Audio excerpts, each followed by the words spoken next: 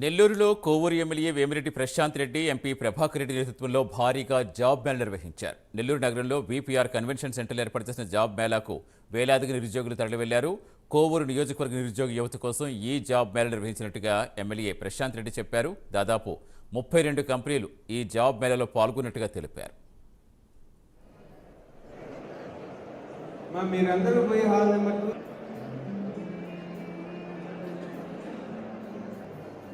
VPR foundation తరఫున వేమిరెడ్డి ప్రభాకర్ రెడ్డి గారి సహకారంతో మెగా జాబ్ మేళా జరుగుతుంది.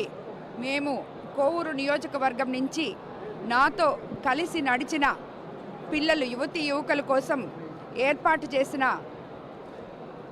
మెగా జాబ్ మేళా ఇది. ఇక్కడ 38 కంపెనీలు వచ్చి పాల్గొన్నాయి. 3500 మంది ఎన్రోల్ అవ్వడం జరిగింది. వాళ్ళందరికీ కూడా ఇన్స్ట్రక్షన్స్ ఇవ్వడం జరిగింది. వాళ్ళ అర్హతను బట్టి వాళ్ళకి తప్పకుండా ఉద్యోగాలు వస్తాయని చెప్పి మేము అనుకుంటున్నాము.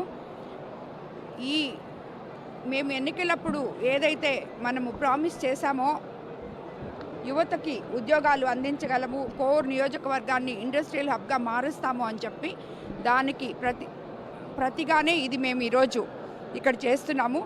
మన ముఖ్యమంత్రి చంద్రబాబు నాయుడు గారు నిరంతరం రాష్ట్రాన్ని